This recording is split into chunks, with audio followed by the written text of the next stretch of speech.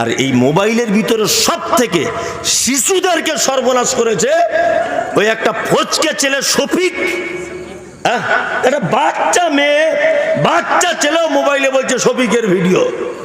এই শফিকের ভিডিও মানি কেমন করে মিথ্যা কথা গুছিয়ে বলতে হয় ভিডিওতে শেখা যায়।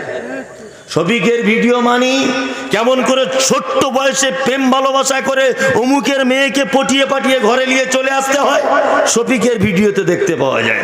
শফিকের ভিডিওতে দেখতে পাওয়া যায় কি করে হারাম জিনিসকে হালাল করতে হয়, এটা দেখতে পাওয়া যায়। কিভাবে দেখতে পাওয়া যায় আরো যে অবৈধ জিনিসকে কিভাবে আরো চাকচিক্য করে বৈধ করা যায়, শফিকের ভিডিওতে পাওয়া যায়।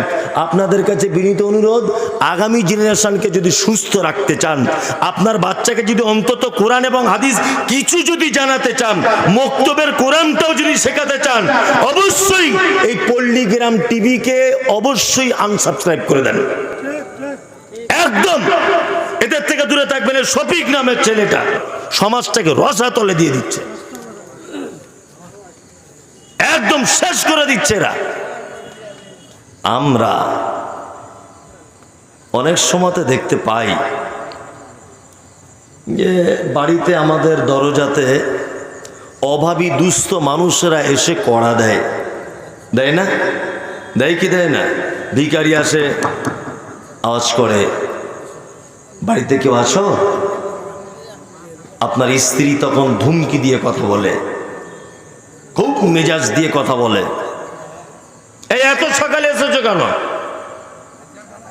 রাতে কি তোমাদের ঘুম হয় না? আপনার স্ত্রী রাত 12টা পর্যন্ত টিভি সিডি সিরিয়াল দেখে ঘুমায়, এই 12টার সময় ঘুমায়, 9টার সময় ঘুম থেকে ওঠে। ফকির, তার তো রাতে ঘুম কম হয়, সকালে চাউল নেই, ডাল নেই, বাড়িতে কিছু নেই, এই টেনশনে সে ঘুমাতে পারে না, তাই না? ওই জন্য সকালবেলা সকাল সকাল করে আসে। তো ও আসলে আপনি ধুমকি দেন। অনেক সময় দেখতে পাওয়া যায় যে মাদ্রাসার একজন যোগ্য শাইখুল হাদিস কোথায় গেছে মাদ্রাসার আদায় টাদাই করতে, ওনার থেকে অনেক নিচু স্তরের মানুষ এমন ভাষাতে কথা বলে, সালাম করলে উত্তরটা পর্যন্ত নিতে চায় না, মোটর সাইকেল নিয়ে শাট করে সাইড দিক দিয়ে বার হয়ে বাড়িতে চলে যায়। যায় না? যায় কি যায় না? তার মানে ও ভেবেছে যে মাদ্রাসাকে ফাঁকি দিয়ে দিব। বাড়িতে ফকির মিসকিন এলে অনেক সময় বলে মাফ করে দেন। একজন ধনী মানুষ একটা সামান্য ফকিরের কাছে বলছে আমাকে মাফ করে দেন, বলে কি বলে না? বলে, মানে ওকে ফাঁকি দেওয়ার চেষ্টা করছে যে যাতে আমার সম্পদ থেকে ও কিছু না পাক, আমার সম্পদ দিলে কমে যেতে পারে। বন্ধু, আপনাকে একটা কথা বলছি, আপনি যদি এই রকম চিন্তা ভাবনা করে সম্পদ বাড়াবার যদি আপনার টেন্ডেন্সি থাকে, অবশ্যই আপনার মালের উপরে আল্লাহর আযাব চলে আসতে পারে, আযাব চলে আসতে পারে। অলরেডি এসেও গেছে। আমি কিছুদিন আগে উমরায় গিয়েছিলাম, সত্যি আমি অনেক কিছু শিক্ষা পেয়ে এলাম ওখান থেকে, অনেক শিক্ষা। তার মধ্যে একটা শিক্ষা পেলাম যে প্রত্যেক মসজিদে, আরব যে এত উন্নত দেশ সব দিক থেকে, অর্থ সম্পদ সব দিক থেকে যে উন্নত, তার একটা কারণ প্রত্যেক মসজিদে দেখেছি মসজিদের থাম্বা করা আছে, থাম্বার চারিদিকে বাক্স সিস্টেম, আর বাক্সের ভিতরে মানে অজস্র কোরআন। একটা একটা মসজিদে মোটামুটি 200, 400, 500 করে কোরআন আছে, সব দেওয়ালের সাইডে সাইডে।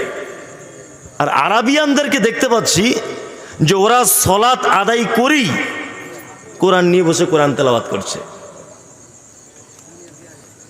এয়ারপোর্টে পাসপোর্টের ইমিগ্রেশন হচ্ছে, একজন পাসপোর্টটা নিয়ে চেক করছে, কম্পিউটারে কাজ করছে, ফজরের সময়তে দেখছি এয়ারপোর্টে, তবুও ছেলেটি দেখছি মুখ থেকে কোরআন তেলাওয়াত করছে। আল্লাহু আকবার। আমার মনে হচ্ছে এত বরকত ওদের শুধুমাত্র কোরআনটাকে ভালোবাসার কারণে। নাম্বার 2, আপনি অবাক হয়ে যাবেন, এগুলো মানে এগুলো তো শিক্ষা, এগুলো এর থেকে শিক্ষা পাওয়া যায়। এত রোদ্দুর, এত গরম, মদিনাতে তো এত গরম যে মানুষ টিকতে পারছে না। বাঙালিরা যাচ্ছে, তার ঠোঁট ফেটে রক্ত বার হচ্ছে। আমাদেরও হয়েছে। এই 1 সপ্তাহ 10 দিন আগেকার ঘটনা বলছি। মক্কাতে এলাম, বাইতুল্লাতে অর্থাৎ কাবাতে নামাজ পড়ে যখন বার হচ্ছি, রোদ্দুর প্রচণ্ড। ঠিক এই রকম বয়সের ছেলেগুলো, এই রকম 10 বছর 12 বছরের ছেলেগুলোকে দেখছি স্কুল ব্যাগের ভিতরে সব ছোট্ট ছোট্ট পানির বোতল। আল্লাহু আকবার। প্রতিটা হাজি সাহেবকে ফ্রিতে ফ্রিতে বিতরণ করছে। হাজি হাজি পানি নেন, পানি নেন। আল্লাহ, প্রতিটা মানুষকে খাজুর এমনিতেই দিচ্ছে, এমনিতেই যত পারবেন খান। এশার নামাজ পড়ে বার হতাম কাবা থেকে, ওই আমার সঙ্গে ওই ছেলেটাও ছিল পাঞ্জাবি পরে, ও আমার সাথী হিসাবে ছিল ওখানে। তো ওখানে গিয়ে দেখলাম নামাজ পড়ে বার হচ্ছি, বিরিয়ানির প্যাকেট, দামি দামি খাজুর ফ্রিতে দিচ্ছে। গাড়ি করে গাড়ি গাড়ি মাল রাস্তার ধারে দাঁড়িয়ে যাচ্ছে, ফ্রিতে বিতরণ। যে যত পারছে নিয়ে পালিয়ে যাচ্ছে। আল্লাহু আকবার। ওদের জীবনে এত সফলতা, এত বরকত, এত কিছু, তার কারণ হচ্ছে এই 2টি জিনিস। 1, কোরআন বেশি বেশি তেলাওয়াত। 2 নম্বর হচ্ছে দানের হাতকে একেবারেই লম্বা করে দেওয়ার কারণে।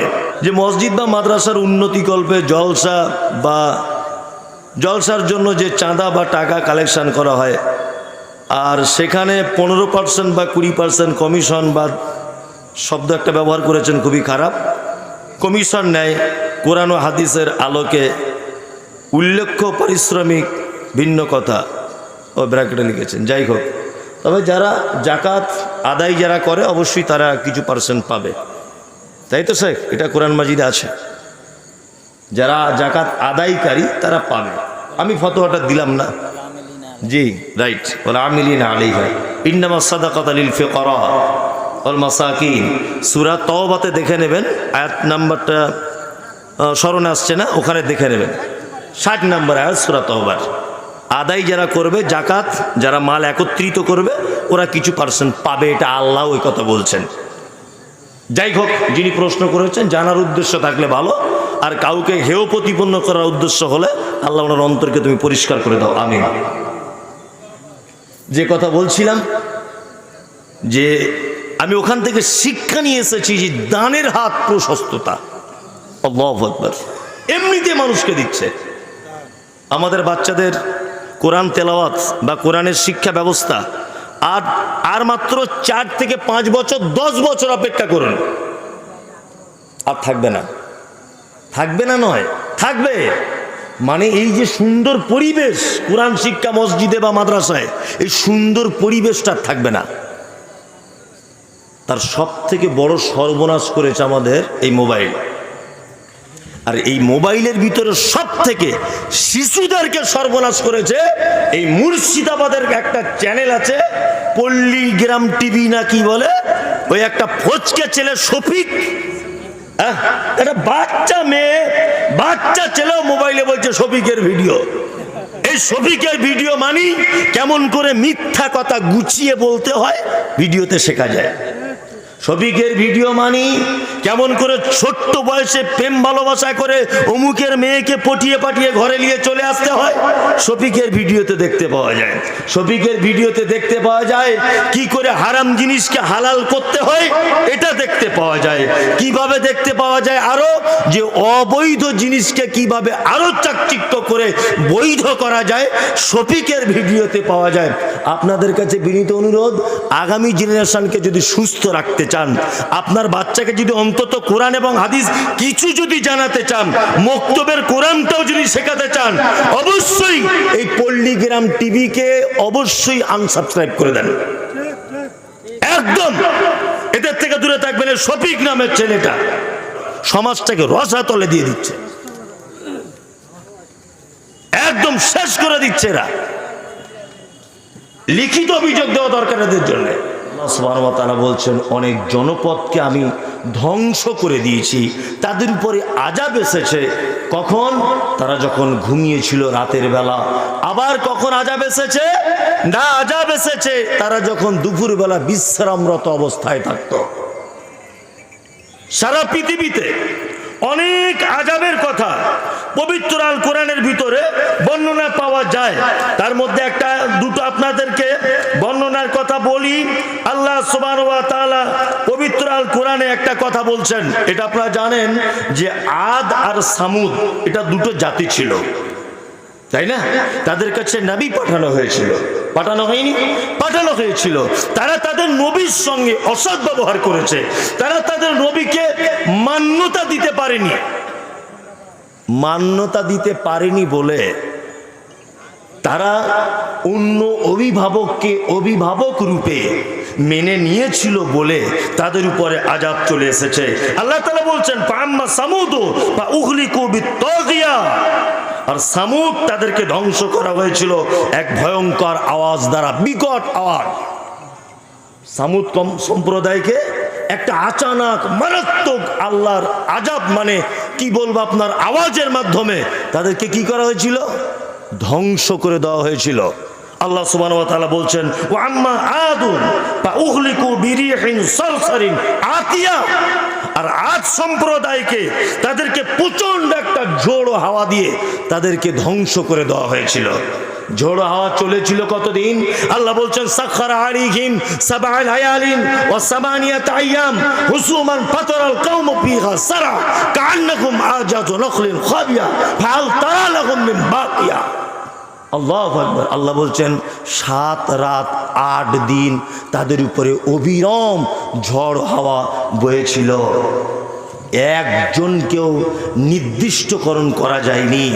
তাদেরকে দেখতে পাওয়া গেছিল যেমন খাজুরের ছিলকানি, খাজুরের গাছ বা কিছু যেমন ঝোড় হাওয়াতে মানে উড়ে যেমন চলে যায়, বা খাজুর খাওয়ার পরে তার আঁটিগুলো যেমন ফেলে দেওয়া হয়, তার যেমন কোনো অস্তিত্ব খুঁজে পাওয়া যায় না।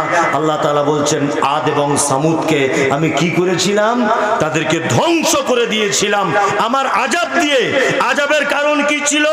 আল্লাহ তাআলা বলছেন ফাসাউ রাসূল রাব্বিহিম ফাআখাযাহুম আখযাতার রাবিয়া, একটাই তার কারণ, তারা আমার রাসূলদেরকে অপমান করেছিল। তারা রাসূলদেরকে কি করেছিল? অপমান করেছিল। আর ধরেছিল কাকে? অন্য অভিভাবককে। আপনার কাছে এটা বিনীত অনুরোধ, আল্লাহ ছাড়া কোনো অভিভাবকের অভিভাবকত্বা এটা মেনে নেওয়ার চেষ্টা করিয়েন না, আপনার উপরে আল্লাহর আযাব চলে আসবে। শুধু এই নয়, শুধু এই নয়, পবিত্র আল কোরআনে আল্লাহ সুবহানাহু ওয়া তাআলা অনেক আযাবের কথা ঘোষণা করেছেন। তার মধ্যে আমি আরো কয়েকটা আযাবের কথা আপনাদের কাছে তুলে ধরছি। সামান্যত আল্লাহকে অভিভাবক রূপে না মানার কারণে আযাব। আপনি যদি আল্লাহ এবং তার রাসূলের কোনো পদ্ধতি যদি ফাঁকি দেওয়ার যদি চেষ্টা করেন, বা একটা ভালো জিনিস হাদিস এবং কোরআন অনুযায়ী সেটা যদি আপনি প্রত্যাখ্যান করেন, তবু আপনার উপর আল্লাহর আযাব চলে আসতে পারে। প্রমাণ আপনাকে একটা কথা বলি, এটা আপনারা জানেন যে ইয়ামানের রাজধানী তার নাম সানা। ইয়ামানের রাজধানী তার নাম সানা। সানা থেকে 6 মাইল দূরে একটা জায়গা, তার নাম হচ্ছে জারওয়া। জারওয়া তার নাম। এই জারওয়াতে কিছু ইথিওপিয়ার মানুষ বসবাস করত। ইথিওপিয়া, যেটাকে আমরা দক্ষিণ আফ্রিকার একটি শহর, তার নাম হাবাসা, যেখানে বেলাল হাবশির জন্ম। উনি হাবশি দেশের মানুষ ছিলেন। আসলে জায়গাটার নাম হাবাসা, বর্তমান যার নাম হচ্ছে ইথিওপিয়া। এই জারওয়া নামক গ্রামে ইথিওপিয়ার কিছু আহলে কিতাব অর্থাৎ ইহুদি খ্রিস্টান তারা বসবাস করত। এই যে ঘটনাটা আমি বললাম, ঠিক এইভাবেই তাফসীর ইবনে কাসিরে বলা হয়েছে। আমি সেখান থেকে নকল করে আপনাকে বলছি, একদম এইভাবেই বলা হয়েছে। ওখানে একটা লোক বসবাস করতেন, লোকটার একটা বাগান ছিল। সেই বাগানটার ফল যা হতো লোকটা তিনটে ভাগে ভাগ করতেন। এক, নিজের জন্য কিছু কাজে লাগাতেন। দুই, নিজের বাগানের খরচা করতেন। নাম্বার তিন, আর একটা কাজ করতেন, সেটা হচ্ছে এই ফকির মিসকিন অসহায় দুস্থ মানুষদের মাঝখানে ফল বিলি বন্টন করে দিতেন। এটা লোকটার রীতিনীতি। লোকটা এক পর্যায়ে মারা গেল। মারা যাবার পরে ছেলেরা বসে আলোচনা করছে যে আব্বা এতদিন যা করেছে সবটাই ভুল, সব ভুল। কি ভুল? বাগানের খরচা যেটা হবে সেটা বাদ দিয়ে যা হবে আমরা দু চার ভাই যা আছি, তিন ভাই চার ভাই, আমরা সবাই ভাগ করে নিয়ে নেব, আর কাউকে আমরা দিতে যাব না। ফকির মিসকিন খাবার দেয় নাকি? আব্বা বোকা লোক ছিল বলে আমরাও কি বোকা? দেখুন, একটা কথা আপনাকে বলছি, দান এমন একটা জিনিস যেটা অপ্রাপ্য, আপনার প্রাপ্য ছিল না।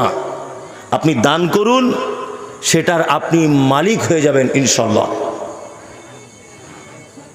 কোনো এক জায়গায় একটা কাজ, এটা আপনার পক্ষে ছিল না, কোনো এক জায়গায় ব্যবসা বাণিজ্য এত একটা টাকা লাভ হবে একটা অংশ, এই লাভটা আপনার নসিবে ছিল না, তকদিরে।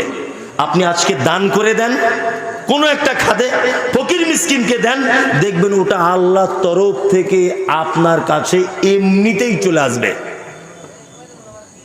ওই জন্য দানের ব্যাপারে সবসময় প্রশস্ততা, হাতকে লম্বা করে দিতে হয়। তা লোকটা মারা যাবার পরে তাদের ভাই ভাইগুলো চিন্তা করছে যে আল্লাহ যে আব্বা যে কাজ করেছে এটা আমাদের পক্ষে কখনোই সম্ভব নয়। আমরা তিন চার ভাই যা আছি, কেউ কেউ বলছেন যে তিন ভাই, আবার আর একটা তফসিরের ভিতরে দেখছিলাম বলছে চার ভাই। তিন ভাই ধরে নিলাম আমি। তিন ভাই বসে আলোচনা করছে যে আমাদের গাছের ফল পেকে রেডি, ফল আমরা পাড়তে যাব।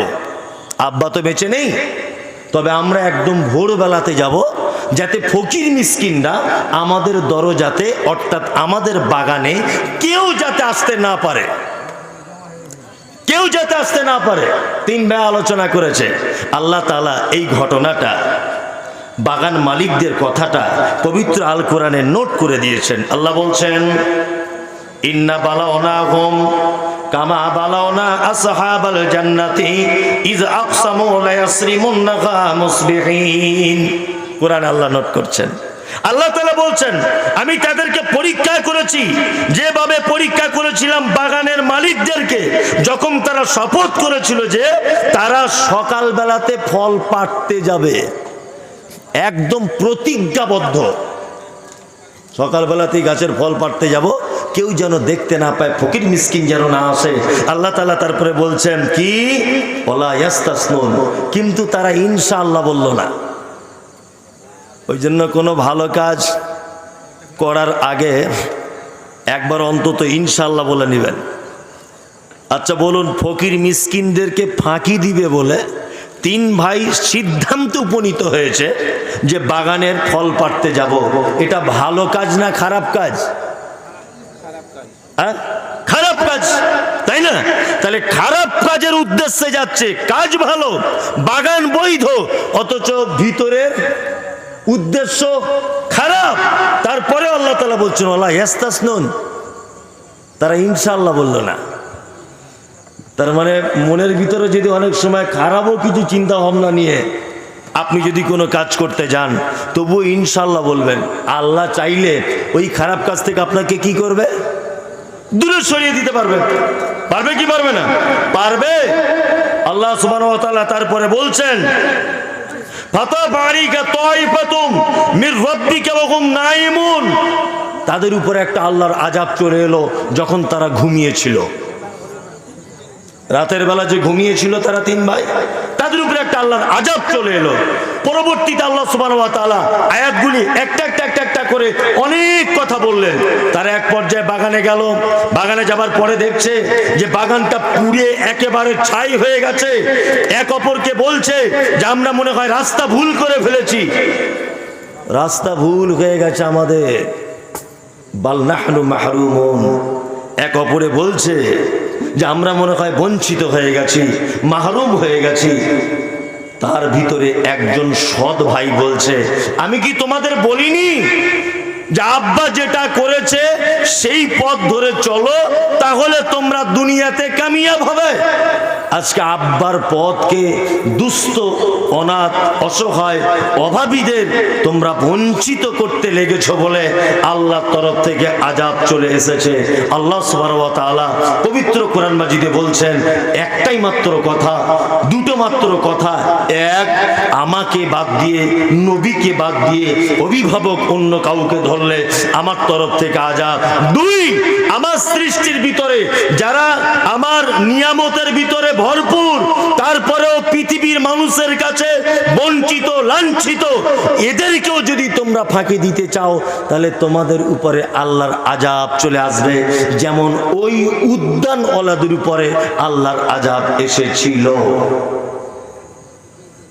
আপনাদেরকে আমি একটা দুটো কথা, এটা সব জায়গাতেই বলি, প্রায় মাদ্রাসার জলসা বলে আপনাদের এখানে আবার আলাদা করে উপস্থাপন করছি।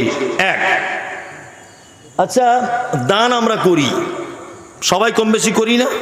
সবাই করি, মূল্যবান অর্থ থেকে দান করি, আলহামদুলিল্লাহ। দান যারা করছি আল্লাহ আমাদের দানগুলোকে কবুল করে নিক। কি পদ্ধতিতে এবং কার জন্য দান করতে হবে এটা আমি সব জায়গাতে বলি, আজকেও মিটনাতে এই কথাটাই বলবো। কোন জায়গায় দান করবেন এইটা বলে, কার জন্য দান করবেন এইটা বলেই বক্তব্য শেষ করে দেব। এক, আপনাদের এখানে প্রতিটা মানুষের বাপ মা বেঁচে নেই, যাদের আছে তারা আব্বা মাকে কদর করুন। পৃথিবীতে দুটো মানুষের মাধ্যমে জান্নাত যাওয়া যায়, সেটা হচ্ছে আব্বা আর মা। এদের সেবা যত্নের মাধ্যমে কোথায় যাওয়া যায়? জান্নাত যাওয়া যায়। আমরা আলহামদুলিল্লাহ মিটনা গ্রাম বা অত্র এলাকার আশেপাশের যারা এখানে বসবাস করছি, আমরা আমাদের পিতামাতার সঙ্গে সদ্ব্যবহার করি, ইনশাল্লাহ করি তো? করি, আলহামদুলিল্লাহ করি। তা আমাদের মা আব্বা যখন বয়স হয়ে যায় তখন কেমন করে আব্বা মায়েদের সঙ্গে ব্যবহার করি? 4 বেটা, তা আব্বা মা ভাত খায় কেমন করে? বলছে পালি সিস্টেমে, মানে এমনভাবে আমরা ভাতটা দিই যে মনে হয় যে আমার আব্বা মসজিদের ইমাম সাহেব আর মা মুয়াজ্জিন, তাই না? 1 সপ্তাহ করে ভাগ ভাত খাওয়ানোর। যদি 10 দিন ওটা হয়ে যায় 1 সপ্তাহের জায়গায়, তা বেটার বহুরা বড় বড় চোখ বার করে আর বলে আমাদের তরকারি কি খুব মিষ্টি নাকি? ক্যালেন্ডার দেখে খেতে পারো না? আজকে ক তারিখ? এসবগুলো বলে কি বলে না? বলে। আল্লাহু আকবার। এতক্ষণ সন্ধ্যা থেকে যা বক্তব্য শুনেছেন, অন্যান্য বক্তাদের সমস্ত কথা, অন্যান্য বক্তাদের সমস্ত কথা মাথায় রাখুন। আর আমার যেগুলো যা কিছু বললাম সব যদি ভুলে যান আমার দুঃখ নেই, এই কথাটা মাথায় নিয়ে চলতে হবে। এক, আপনারা 4 ভাই দিল্লিতে রাজমিস্ত্রি কাজ করেন। দিল্লিতে ঈদের 1 সপ্তাহ আগে বাড়ি আসবেন। আপনার স্ত্রীকে ফোন করে বলছেন, হ্যালো, বলো টিকিট তো হয়ে গেছে, বাড়ি যাব, তোমার জন্য কি নিয়ে যেতে হবে? আপনার স্ত্রী তখন বলছে, আমার জন্য একটা লাল টুকটুকে শাড়ি, আমার ছেলের জন্য জিন্স প্যান্ট, মেয়ের জন্য একটা চুড়িদার, আর আমার বোনের জন্য 2টো চুড়িদার আনবে। 5 মিনিট ওয়েট করুন, 5টা মিনিট, বোনের জন্য 2টো। এলো, ও দিল্লি থেকে আবার ফোন করছে, হ্যালো, তাহলে তোমার জন্য লাল কালারের নিব তো? বলছে লাল কালারের। 1 ঘন্টা পরে ওর স্ত্রী আবার ফোন করে বলছে, কেনাকাটা হলো? তখন ও স্বামীটা দিল্লি থেকে বলছে কেনাকাটা সব রেডি, শুধু আব্বার জন্য একটা লুঙ্গি আর মায়ের জন্য একটা শাড়ি পছন্দ করছি, ঈদের দিনে পরবে।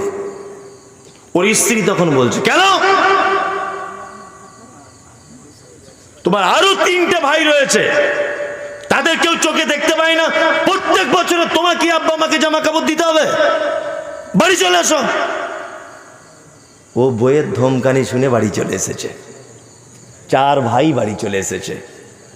ঈদের দিন মসজিদের মাইকে আল্লাহু আকবার আল্লাহু আকবার লা ইলাহা ইল্লাল্লাহ তাকবীর হচ্ছে। সবাই নতুন জামা পরে নামাজ পড়তে যাচ্ছে ঈদগাহে।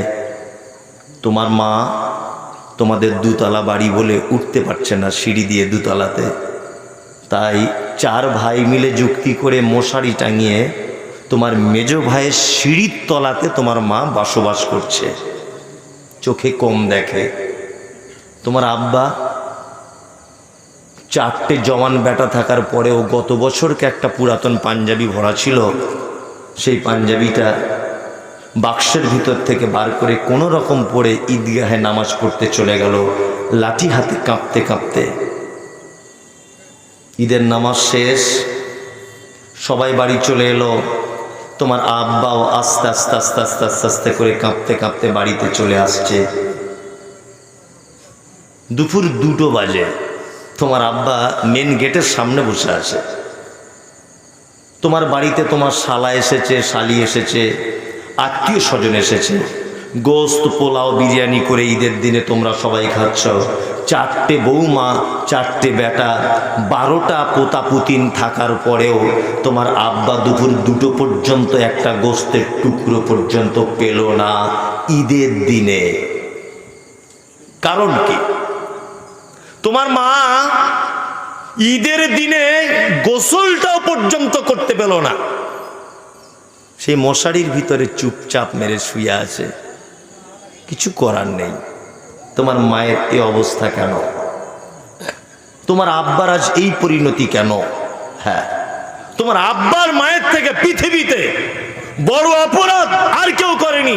এই অপরাধের কারণে আজকে তার সাজা হচ্ছে বুড়ো বয়সে মশারির ভিতরে। তোমার মায়ের অপরাধগুলো বলবো? তোমার মায়ের অপরাধ হচ্ছে এই, তোমার মা মিটিনা গ্রামের একজন পর্দাশীল মহিলা, জীবনে কারো সামনে মুখ দেখিয়ে কথা বলতো না, পরপুরুষকে দেখলে ভয়ে ঘরে ঢুকে যেত, এত নরম মেজাজের মহিলা ছিল, কোনো পরপুরুষকে দেখতো না। কিন্তু তোমার মতো বদমায়েশ বেটাকে জন্ম দিতে গিয়ে হরিশ্চন্দ্রপুর হাসপাতালে পরপুরুষ ডাক্তার সামনে তোমার মা শাড়ি ব্লাউজ সব খুলে উলঙ্গ হয়ে গেছিল, লজ্জা করেনি তোমাকে জন্ম দিতে গিয়ে। তোমার মায়ের দ্বিতীয় অপরাধ, তোমার মায়ের মাথা চুল কালো কুচকুচে হাঁটু পর্যন্ত দুলতো। তোমার মা তোমাকে জন্ম দিতে গিয়ে তোমার মায়ের কালো কুচকুচে মাথার চুলগুলো লাল রক্তে জমাট বেঁধে গিয়েছিল, এটা তোমার মায়ের দ্বিতীয় বড় অপরাধ। তোমার মায়ের 3 নম্বরে বড় অপরাধ, তোমার মা জীবনে কোনোদিন শরীরে ইনজেকশন দিতে পারতো না, ভয় করত। কিন্তু তুমি যেদিন পেটে এসেছো, তোমার বাচ্চা, তোমার মায়ের যেদিন টাইম হয়েছে বাচ্চা জন্ম দেওয়ার, ডাক্তার বাবু বলেছে বাচ্চাটা সোজাসুজি নেই, একটু বাঁকা পথে আছে, তখন তোমার মা কাঁদো কাঁদো কণ্ঠে বলেছিল, ডাক্তার বাবু আমি মরে যাব তাও ভালো, আপনি ধারালো ছুরি দিয়ে আমার পেট কাটুন, আমার বাচ্চাকে বার করুন, আমি আমার বাচ্চার মুখের দিকে দেখলে আমার পেট কাটার বেদনা সব ভুলে যাব।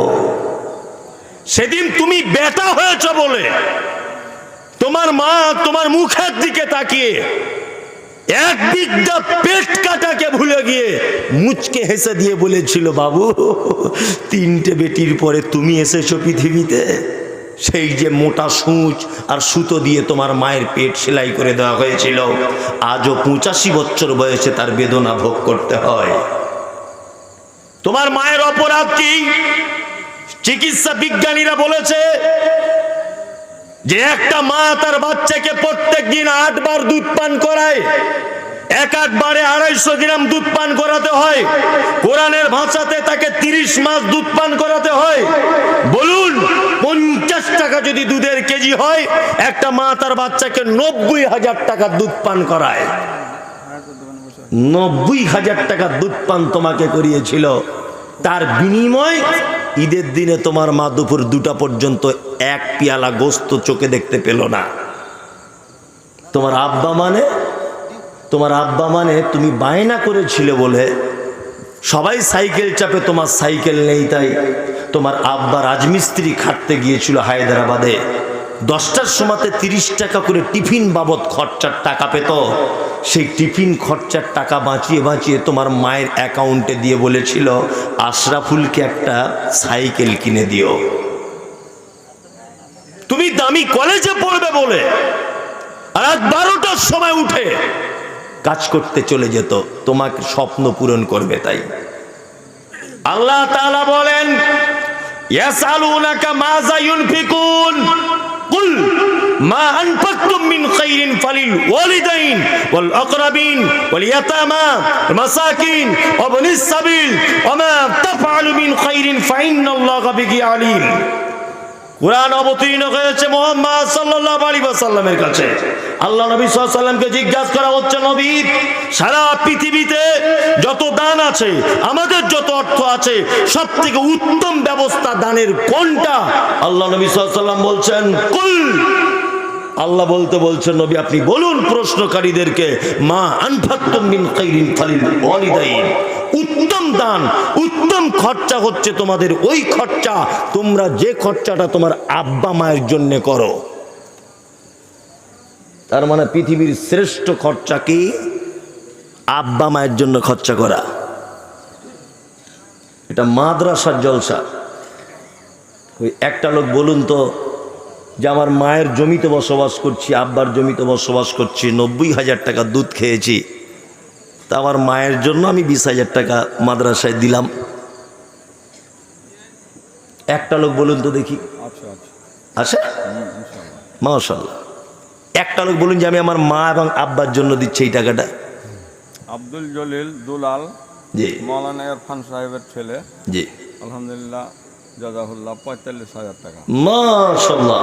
আমি ভেবেছিলাম হয়তো আদাই সব হয়ে গেছে, আমি তো জানি না যে এখনো বড় জিনিস আছে। আমাদের ছেলে সব। ও আচ্ছা আচ্ছা আচ্ছা, মাশাআল্লাহ মাশাআল্লাহ মাশাআল্লাহ। তারপরে 45,000। হ্যাঁ 45,000 আব্দুল জলিল। জি। আর এটা একবার আর 5,000 দিলে তো 50,000 হয়ে যেত। হ্যাঁ দিয়ে দিবে। কই আব্দুল জলিল স্যার আছেন? হ্যাঁ আছে। কই? বড় বাবু। জি আলহামদুলিল্লাহ। 45 যখন দিয়েছে আর 5,000 কোনো ব্যাপার না, আলহামদুলিল্লাহ। ওই মাওলানা সাহেব কই? ছেলে, এই মাওলানা সাহেবের ছেলে। মাশাআল্লাহ মাশাআল্লাহ। Assistant teacher. দেন যোগ্য। এটা যে আছেন, জি, এটা 50,000। ইকবাল হোসেন, গোবিন্দপুর, 50,000 নগদ 20,000। আল্লাহু আকবার। আল্লাহুম্মা সাল্লি আলাইহি আল্লাহুম্মা বারিক আলাইহি। সাবির আলী, এটা কি বেলসুর, 5,000 টাকা। আচ্ছা। এগুলো আগে থেকে দেওয়া ছিল।